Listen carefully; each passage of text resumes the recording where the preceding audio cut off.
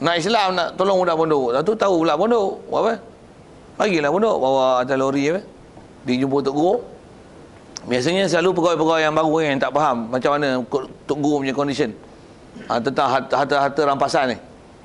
Jumpa Tok Guru bawa apa? Ni kami ni pada jabatan custom, dia tengok custom dia tengok ni. Custom apa? Kami nak bagi beras. Ni beras mana ni? Beras ni beras tak payah cukai tu, Tok Guru. Jadi daripada buang itu saja buruk ya. Kami main pondok boleh kat kebajikan. Tuan-tuan tahu Tok Guru kata apa? Nak bagi kami makan api neraka. Tuan-tuan tak sebiji beras tak ambil kan? Tak lapar. Ayat dia tu lah. Nak bagi kami makan api neraka. Itu ayat dia kan. Makan tu haram weh. Tuan-tuan tak faham lagi ke? Nak bagi kami makan api neraka. Tu api neraka. Orang yang buat kerja tu kan. Awak bodoh kan tak faham. Dia memang kalau ngajak bak tu bagi sampai tunduk. Kalau ada orang kerja tu tunduk. Tunduk tu satu ada yang sampai berhenti. Baru pagi sampai berhenti. Memang sepatutnya kena berhenti. Dan sepatutnya jabatan tu tak ada sepatutnya. Pasal itu institusi haram. Pasal perbuatan tu haram. Tapi bila Malaysia ni kita tengok yang pendapat-pendapat kontemporari ni, pening ya. Dia tu boleh pasal apa? Ati Allah wa ati Rasul wa ulil amri minkum. Jadi ulil amri dia kata kena kutip. Pemerintah kata kena bayar. Pasal apa? Taat dengan pemimpin. Ada orang buat hujah tu untuk kutip cukai. Ini pun kerajaan diguna maslahat. Disiap dengan kawaid fiqah lagi. Kata dia tasarruful imam manutun alal maslahah. Kawaid fiqh yang disyarahkan. Salah tu, itu bukan maksudnya tu. Dia kata apa? Tasarruful imam manutun alal maslahah. Dia kata pentadbiran imam, pengurusan imam adalah ditanggungkan, manutun, digantungkan, ditanggungkan, istimalkan atas maslahat. Imam buat takkan saja mestilah dia orang nak buat baik. Dia orang tak mau hudud, mestilah ada apa-apa tu. Dia orang bagi buat arak untuk ekonomi negara. Ada pula. Gunakan kau efek itu untuk halalkan buat tu. Kepala bapak dia. Geram dia keluar ayat tu. Salah weh. Kalau ikut dobit fiqah tu yang kawaid tu, tasarruful imam manutul alal maslahah, dia macam kita belajar bab sembahyang yang baru lepas ni, imam 3 tahiyat awal berdiri, beri contoh satu dulu. 3 tahiyat awal, makmum subhanallah, dia turun, batal kan? Pasal apa? Tasarruful imam manutun alal maslahah. Imam mesti dia takkan buat benda yang boleh untuk batal diri dia dan batal makmum. Untuk apa? Kita bercakap apa itu? Batal tak sembahyang dia? Tak batal pasal apa? Tanggung dia tak tahu. Pasal kalau dia tahu takkan dia buat macam tu, batal sembahyang dia. Dia biasanya memang dia takkan buat benda yang membatalkan diri dia. Jadi dia buat tu tak batal. Nisbah sembahyang dia, nisbah dia tak batal. Kita yang tahu salah-salah. Sikit nak sebut tu, saya nak sebut itulah kawaid tasarruful imam manutun alal maslahah. Juga ada kita sebut masalah sujud sahwi semalam lah. Siapa yang tak ada tu dia tak tahu lah. Imam sujud sahwi, masa kita duk ikut dia, sepanjang duk ikut dia, kita tengok tak ada pun benda-benda sebab sujud sahwi. Tapi imam sujud sahwi, apa peraturan sujud sahwi semalam? Wajib ikut. Tak ikut? Pasal apa? Tasarruful imam manutun alal maslahah. Pasal imam mesti dia sujud sahwi di atas maslahat, dia nak jaga sembahyang dia. Itu betul kawan efeknya. Ini cukai, judi, arak, pelacuran, movie, pelancongan. Dia kata benda-benda tu semua tu tasarruful imam manutun dalam masalah. Fasid. Salah tu.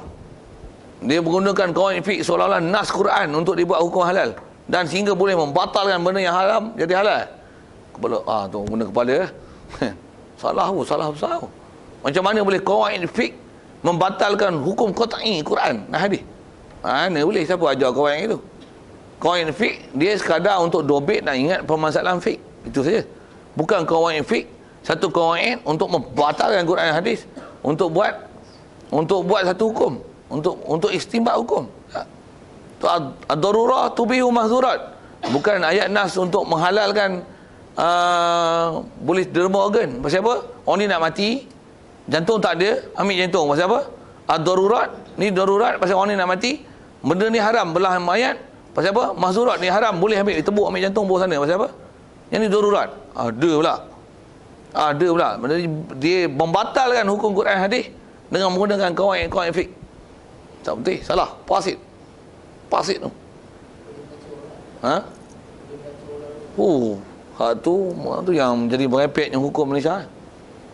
Apa isu itu yang dia kata Nazri Aziz kata tu? Isu pelancongan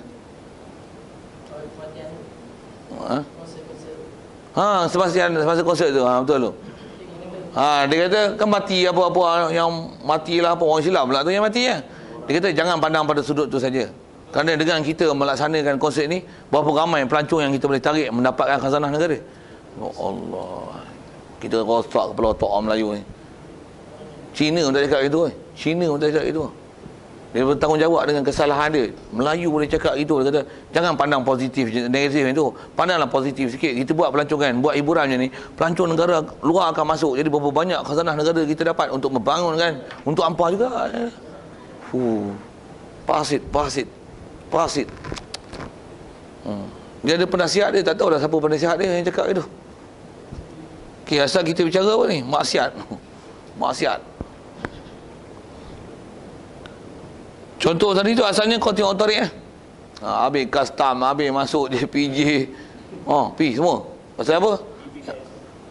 Dia tu dobit dia, apa-apa yang mana yang syar'i tak syar'i tu mesti dibincang.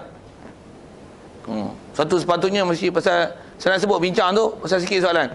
Undang-undang kanun tanah di Malaysia ni ikut syarak ke? Ikut British. Ikut DBKL, bopi lah DBKL ikut kanun syarak ke? British. Apa lagi yang sebut? Ikut sistem pelbagai custom excise di raja apa tu? British. Semua British lah. Mana ada yang syar'inya? Mahkamah syariah apa? Kutip derma mesti ada permit. Mengajar mesti ada tauliah. Nak menikah ada dapat pemeriksaan HIV, kesihatan, bujang, kursus. Itu ya. Nikah kahwin nak rujuk. Tu pun 3 bulan dah file tak timbul lagi. Tuntutan nafkah itu ya. Mahkamah syariah itu ya. Yang ni tak usik langsung. Tilawah Quran. Okey, siap. Asal kita sabar maksiat. Jadi fala yutarakhasu fihi biqasrin wala jam'in, maka tidak dirusahkan fihi fi safar di qat'i tariq ataupun safar maksiat bi qasrin dengan ada keharusan untuk qasar wala jam'in dan juga tidak ada keharusan untuk jamak. Baik, kita bicara ni, yang ni adalah as-safar lil maksiat. Safar untuk buat maksiat. Lebih besar daripada safar untuk maksiat adalah as-safar bil al-maksiat bis safar. Yang ni as-safar lil maksiat. Dan ada al-maksiatu fis safar. Itu lain. Bagi ambil istilah tu. Rasa saya dengan istilah Arab tu lagi mudah faham. No? Jadi kita bicara ni, dia safar lil maksiat. Memang tak boleh. Kalau dia al-maksiatu fis safar. Maksudnya safar. Safar pun bukan safar haram. Tapi fis safar ada maksiat. Adakah itu menafikan rukhsah? Nak pergi Kuala Lumpur, nak pergi ziarah adik-adik, tengah jalan pandanglah, singgahlah, apa-apalah. Adalah benda jahat dia buat. Bopi bahasa jahat tu. Adakah yang tu menegah qasar jamak? Pasal apa? Itu maksiat fis safar, bukan as-safar lil maksiat. Boleh? Beza tu. Satu lagi. Ada satu lagi dia al-maksiatu tadi, maksiat fis safar. Ada lagi dahsyat dosa dia macam ni. Al-maksiatu bis safar. Dia maksiat bis safar. Maksiat dengan sebab musafir. Musafir maksiat siapa? Musafir maksiat siapa? Yang as-safar lil maksiat, Musafir belum maksiat lagi, tapi masuk dia maksiat, satu maksiat. Jadi musab maksiat tu pasal maqasid dia. Kalau al-maksiat tu fi safar, dia memang safar elok, tapi fi safar tu ada maksiat. Yang ni al-maksiat tu bis safar, dia maksiat dengan sebab musafir. Musafir maksiat dah. Musafir maksiat dah. Tak kira hang punya maqasid tak mana. Tak kira perjalanan hang macam mana. Tapi hang keluar ya, keluarnya maksiat. Keluarnya maksiat. Tu pun tak boleh kosong jamak. Siapa? Orang perempuan keluar rumah tanpa izin isteri. Izin isteri. Faham lah tu. Isteri keluar tanpa suami. Tanpa izin suami. Maksiat tu. Bila dia maksiat? Bila dia maksiat? Tengok mak bapak ya, kan tak boleh. Apa hukum? Maksiat bis safar. Bis safar. Keluar dosa. Keluar dosa. Pasal orang perempuan selalu dia lalai yang tu. Dia tak tahu dan dia terlupa bahawasanya dengan dia berkahwin, ketaatan dia pada suami adalah lebih besar daripada ketaatan mak bapak dah. Satu kena cari suami yang elok. Dapat suami tak elok, dia kata dia 10 tahun hanya balik rumah mak. Tu dia mereka tu. Tapi minta cerai. Tahan je. Pasal apa dia tak pergi keluar? Tentu kena persoalan sikit kan. Boleh runding apa, tapi itulah cari suami yang elok. Yang keluar aku tampak. Hang keluar, aku pernah buang. Hang keluar, apalah semua ayat-ayat seumpama itulah. Tak apa, dikait dengan talak pula. Kacau. Okey, macam mana pun tak talak, masalah talak kita cerita tak musafir ni. Suami tak pergi keluar, dia keluar je. Ya kan? Itu istilahnya maksiat bis sabar. Sabab. Maksudnya dengan sabab musafir tu maksiat lah. Perempuan yang keluar rumah tanpa izin, hamba yang lari pada hamba, orang yang berhutang, dia boleh bayar hutang, tempoh hutang dah sampai, tapi dia tak mau bayar hutang. Dia boleh bayar hutang, dia ada mampu bayar hutang, tempoh hutang dah sampai, tapi dia tak bayar hutang. Itu maksiat bis safar. Termasuk juga orang perempuan keluar rumah tanpa mahram, tanpa syarat musafir. Untuk orang perempuan, itu pun maksiat bis safar. Orang perempuan ada ke protokol nak keluar rumah? Ada syarat. Apa syarat orang perempuan keluar rumah? Izin suami atau hal, izin mak bapak atau hal.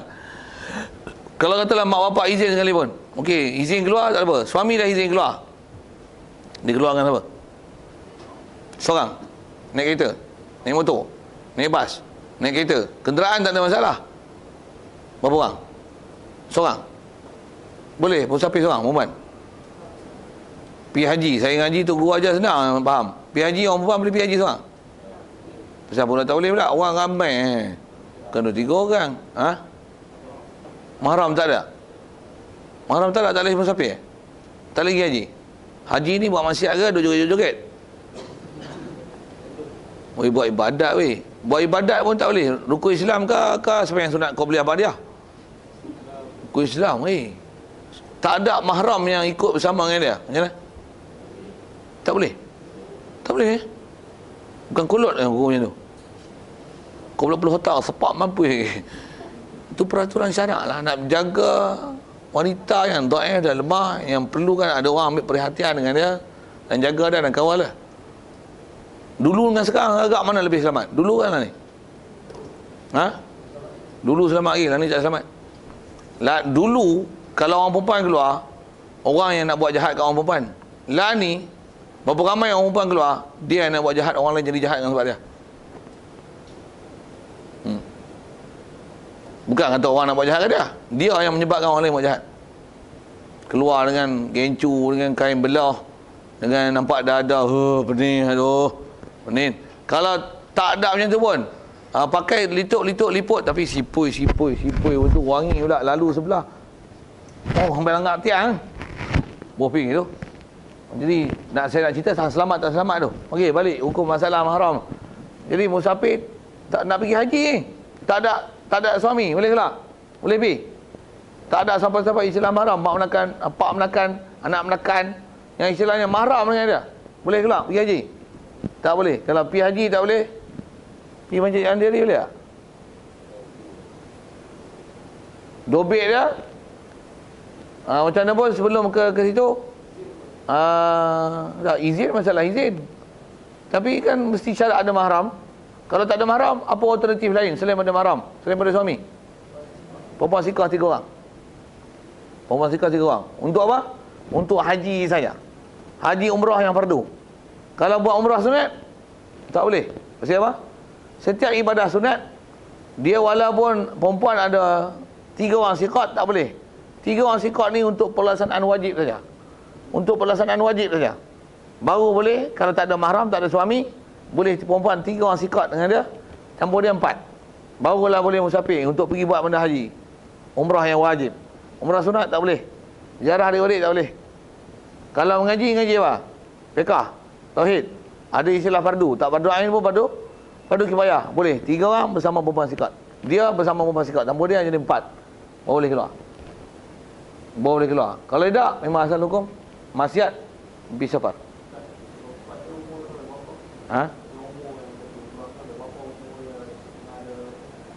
Tak ada umur selagi dia perempuan.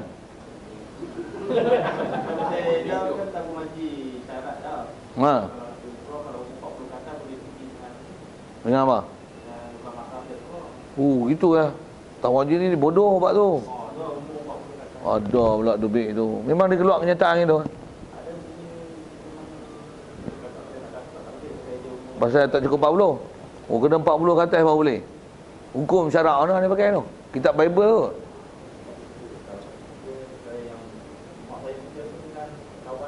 Boleh. Pasit. Rosak teruk lah tu. Kata teruk lah. Kita bila ngaji kitab fiqah balik asal tengok. Rosak lah kita ni. Hukum-hukum fiqh. Rosak lah. Telah di jahanam dengan bapak ni. Dia buat agama ikut kepala otak dia. Dia bukan kita ikut agama dah. Dia agama dia moderate kan. Ni acuan Malaysia.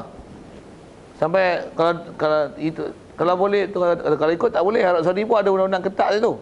Lani rasanya lagi ketat pak tu. Dia kalau dia bagi boleh tahu. Dia orang boleh menipu. Yang ni siapa ni pak menakan dia, yang ni anak menakan dia. Dia boleh buat data palsu untuk bagi lepas orang mau ambil. Begitu juga lah orang-orang yang urus travel ni. Saya cakap ni pasal memang orang urus travel tu cakap itu. Dia orang tak faham peraturan syarak tu. Kami boleh pergi kan? Tak apa, makcik boleh pergi. Tak apa, saya boleh uruskan. Semua adalah urusan saya lah. Jangan takut lah, boleh pergi Boleh pergi Ni suami tak ada atau pakcik apa tak ada. Tak apa, makcik. Boleh pergi. Jangan takut. Boleh pergi. Kami jamin boleh selesai. Boleh dulu ya. Arab Saudi tak ada masalah tu. Kami tahu nak buat guna. Kami macam tu. Kepala otak lah. Teruk lah. Syarak teruk lah buat tu. Kalau ikut peraturan je lah. Tak boleh pergi. Bagi saja saya. Pakcik nak buat ibadat. Mesti berhenti dengan hukum syarak. Sekarang makcik tak ada mahram. Makcik gedik-gedik nak pergi macam mana pun tak boleh. Makcik buat umrah ni pun umrah sunat. Mesti ada mahram. Kalau tak ada adik-beradik apa semua dah sebatang kara, cari orang lelaki kahwin. Untuk ada suami. Suami tu walaupun suami untuk jadi helat, jadi helah untuk boleh pergi Mekah je. Kahwin pergilah. Ada jiran makcik ada nak pergi. Ada suami isteri ada. Untuk berkahwin dengan suami tu. Bagi murah-murah sudah. Pasal bukan maksud untuk apa-apa hubungan. Untuk dapat hubungan suami isteri, dapat status nama mahram, that's all. Teknikal lah sikit. Dengan sebab tu tak jadi maksiat musafir. Carry on. Pasal nak belajar teknikal syarak. Ni yang kata belajar hukum syarak, buat bagi betul teknikal syarak. Jangan buat mengapu ikut kepala otak kan. Yang ni teknikal syarak tak mau buat. Takkan nak menikah lain. Apa masalah? Daripada hang menikah lain dengan menipu, kata yang ni pak belakang hang. Ataupun kalau tak menipu pun boleh. Kata apa Arab Saudi kata boleh kali pun. Syarat kata hang tak boleh pi. Syarat kata hang musafir tu musafir maksiat. Maksiat sebenarnya. Mati maksiat tu. Kalau ikut ke dobek bekar dia bila safar, dia al-maksiat tu bis safar. Kalau kata dah duduk kawasan tak ada makanan melainkan babi orang tak boleh makan. Pasal apa? Ar-rukhasu la tunatu bil ma'asi. Benda rusuh tak diberikan pada orang maksiat. Babi orang tak boleh makan. Pasal apa? Pasal orang buat maksiat tak boleh diberikan rusuh. Jadi hang kosor tak boleh, jamak tak boleh. Hang lapar macam mana pun ada bangkai yang melekat. Hang tak boleh makan bangkai, hang kena mati makan. Mati itu lah. Pasal tak ada rusuh. Ar-rukhasu la tunatu bil ma'asi. Tu dobek tu kawan yang fake tu. Rusuh tak diberi kepada bab maksiat. Sebab tu orang perempuan musafir dengan atas nama maksiat tak boleh diberikan. Bab kosor tak boleh, jamak tak boleh, bahkan musafir itu sendiri adalah haram. Pasal dia al-maksiat tu bis safar. Bis safar itu adalah maksiat. Jadi kalau ada orang perempuan yang terpaksa langgar tu, kena fahamlah dia maksiat, kalau solat jemaah tak ada. Ini yang kata kena tahu status hukum. Status hukum. Dia tak ada. Bila tak cukup status hukum, tak cukup rukun syarat, macam mana? Cari alasan-alasan yang model-model lah ni. Boleh. Tak apa. Ada pendapat. Ada pendapat. Zaman ni tu. Zaman ni tu. Hak tu yang kalau kita mengajak yang ni, kalau saya sendiri lah pengalaman baca kitab yang ni, yang kata ustaz pondok ni tak boleh kerah sangat mampu. Tak ada toleransi langsung, tak pandang langsung pendapat-pendapat lain. Kalau saya kata apa? Kepala otak hang tu yang gaduh pergi tengok pendapat lain, ulama mutabar yang cakap yang betul-betul yang ikhlas kerana Allah Taala. Dia cakap hukum tu berdasarkan hukum syarak. Yang hukum tu kita kena ikut, kena patuh. Hang tak ada kepatuhan, tak ada kepatuhan tu nama maksiat. Tu wajib kita ikut. Hang pandai-pandai pergi ikut jalan kemudahan apa? Tuhan hang siapa? Tuhan hang kepala otak hang. Tuhan hang nafsu hang. Hang jawab tu. Kalau saya kelahi tu. Pasal dia bubuh kita kerah kan. Kadang-kadang ustaz ni kerah kan. Tampak yang kerah tak kerah. Kita kerah tak kerah dia macam peraturan syarak. Nah, kita punya peraturan macam tu kan. Awak hang kerah dengan ekstrim. Siapa ekstrim? Aku ekstrim, hang ekstrim. Ekstrim ni yang langgar perintah Allah Ta'ala tu ekstrim. Tutup muka ekstrim lah. Tak. Hak pakai tali halus tu ekstrim. Pakai ketat tu ekstrim. Tu lah ekstrim. Ini tutup muka ekstrim. Tampak ni. Pakai jubah, pakai sorban ekstrim. Pelotaan, pakai tie tu ekstrim. Ekstrim ikut Yahudi. Sodah bawah je sekarang. Apa gaduh nak pakai tie? Ada masalah apa? Masih apa? Pahala apa dapat pakai tie? Dia tahu pakai serban nampak pahala apa? Aku ikut Nabi. Hang ikut apa? Ikut babi. Saya tak boleh. Saya geram tu. Saya keluar ayat tu. Sikit ayat-ayat tu lah asal kita bicara. Al-maksiyah tu bis safar. Itu. Kalau ikut nisbah maksiat, dia lebih besar daripada as-safaru lil maksiat. Al-maksiyah tu bis safar lagi besar. Pasal yang tu dia safar, ditukar dia punya safar untuk apa? Harus musafir. Kalau as-safar al-maksiyah tu bis safar, selagi hang tak balik selagi tu hang maksiat. Selagi tak balik selagi tu hang maksiat. Satu kalau kata terpaksa keluar seorang, kalau ada suami hantar untuk balik, okey tak apa, selesai. Pasal perjalanan tu, perjalanan harus. Jadi dah sampai sini, tak apa dah pasal status dah sampai tempat. Jadi musafir ni tak maksiat. Kalau jarak dia cukup, ada keharusan kosong jemaah. Kalau tak ada, musafir pun dengan tak cukup syarat, tak ada 3 yang sikot dengan dia, kena fahamlah status tu memang salah. Dari segi hukum terpaksa kena pergi, empuh juga, istighfarlah banyak-banyak dari kesilapan tersebut, dan kena faham tak ada rukhsah kosong dan jemaah. Kita bicara asal situ lah. Satu kalau orang maksiat macam perempuan macam tu nak pergi kat Mekah, kena faham pertama haji bagi pergi ke apa, kena faham status hang tak ada keharusan kosong jemaah. Hang istighfarlah banyak-banyak. Gedik-gedik jangan nak pergi, ambil lah bala hang apa kena tengah jalan. Gedik-gedik pasal apa? Maksiat tetap maksiat. Jangan duk kata halal boleh-boleh. Dia orang kata boleh, tak semestinya. Dengan kebolehan yang diberi oleh makhluk, maksudnya boleh melanggar batasan-batasan Allah Taala dan Rasul. Tak semestinya macam tu. Tak semestinya macam tu. Jadi kena faham keharusan yang diberi oleh makhluk tu yang kata tidak boleh tu istilahnya melepaskan tanggungjawab kita yang masih ikut perintah Allah Taala. Tu suami kata tak payahlah pakai tudung, tak apa, abang redha. Semua dosa atas abang kata tak apalah. Itu boleh tak? Bagi beza sikit antara mana hak yang suami boleh bagi, mana suami tak boleh bagi. Bab tutup pakai keluar rumah itu hak dia. Tapi bab musafir tu hak dia, tu hak Allah Taala. Hak adami tak boleh keluar rumah. Tapi anak musafir mesti ada mahram, mesti ada suami, tu hak syarak. Dia pakai tudung, hak syarak. Suami tak boleh bagi lulus buka tudung, tak buka tudung. Pasal tu bukan hak suami. Itu hak syarak. Nak bagi kerja tak bagi kerja, tu hak suami. Hak kerja boleh berguna bebas, itu hak syarak.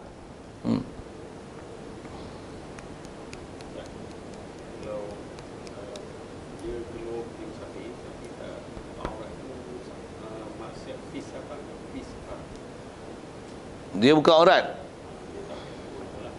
Dia keluarkan siapa? Syarat-syarat tu mahram tu boleh dengan suami kan. Keluar dengan suami, tudung tak pakai.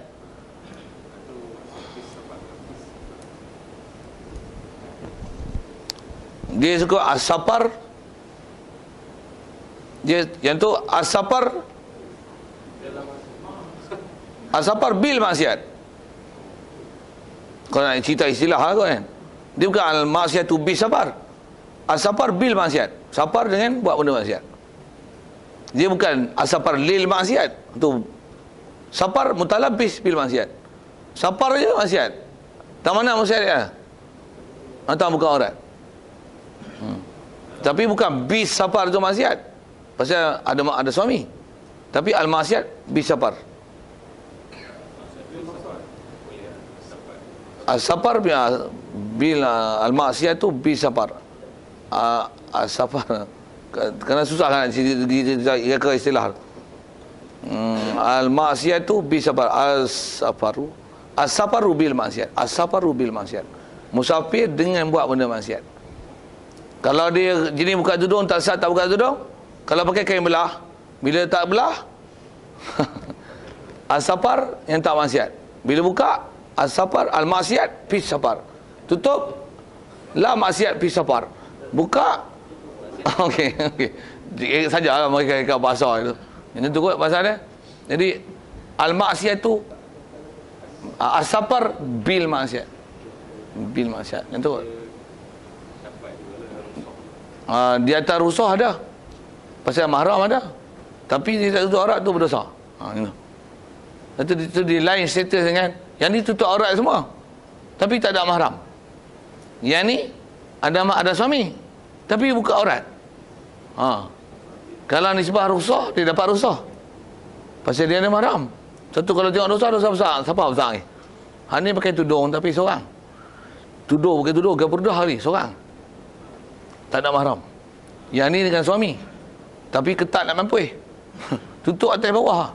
Tu dia gila yang pakai. Mana bagus? Dua-dua tak bagus. sorry. Bukan tujuan nak perangkap begitu, nak pergi faham. Dua-dua tak bagus. Tapi bagus lagi hak perempuan tu keluar dengan suami dah. Pasal macam mana pun perempuan tu nak ditangkap apa, dah pakai macam tu. Tak kira rabah pergi tengah jalan ni, baru tahu suami dia dah. Yang ni walaupun tutup semua, buat lari siapa dah? Keselamatan pun lebih bahaya hak tu daripada hak perempuan tu yang ada suaminya. Macam mana pun nak kata siapa elok, dua-dua tak elok, tapi mana lebih besar mudarat? Hak perempuan seorang tu yang tutup aurat tu mudarat lebih besar daripada perempuan hak buka tu yang ada suami dah. Dan kita kelabu hak tu, macam mana nak nilai? Dari segi elok, dua-dua tak elok. Sepatutnya hang keluar dengan suami tu tutup aurat. Yang seorang tu hang tak boleh keluar. Kalau ada siapa yang boleh hang utus pergi beli barang, pergi beli barang. Tak pun pesannya lah kat jiran-jiran apa yang ada. Hang tak boleh keluar. Tambah pula duduk dalam ihdad pula, suami mati. Kena bergabung. Lagi lah banyak masalah.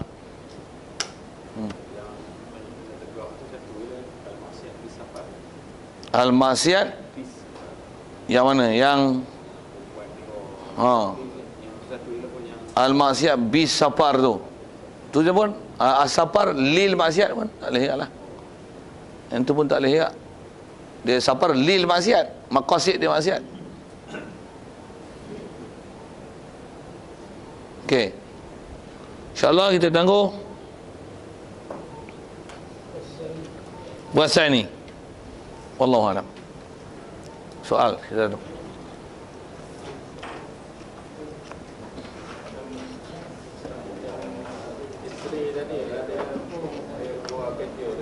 Ya. Keluar kerja dekat-dekat. Dobit dalam fiqh yang seingat saya lah disebut orang perempuan boleh keluar ni daripada rumah yang tak perlu pada mahram, yang istilahnya mahallah Jumaat dia. Maksudnya tempat duduk dia. Nak pergi pasar, kawasan dia lah. Tapi kalau outstation, istilahnya luar Korea, yang dia akan mutalabis bis safar. Mahram. Pasal dalam hadis kalau sebut atas syarah ulama, dia kata la tusafir, Rasulullah sebut dalam hadis tu, la tusafirunna imra'atun illa ma'ha dzu mahramin. Orang perempuan tak boleh sama sekali bermusafir melainkan beserta dia mahram. Yang ulama ambil termasuk dalam mahram itu adalah suami dia. Disebut tu la tusafirunna imra'atun. La tusafirunna, asal apa-apa nama safar. Jadi kalau kata dalam mahallah Jumaat dia, tu belum mutalabis bis safar. Tak panggil safar lagi. Satu dalam Korea Jumaat, tak pergi kedai runcit, keliling kedai rumah, kawasan dalam tempat istilahnya Jumaat, itu centralize kan kat masjid tu.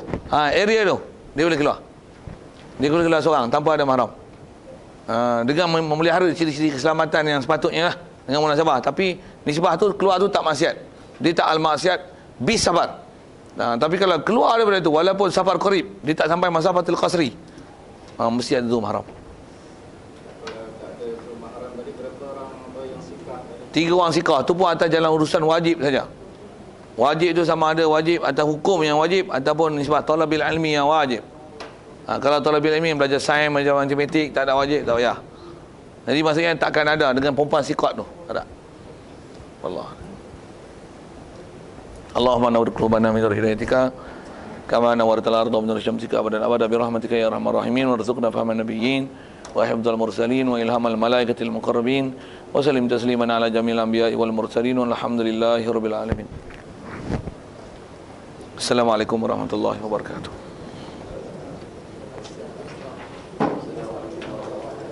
Waalaikumsalam warahmatullahi wabarakatuh.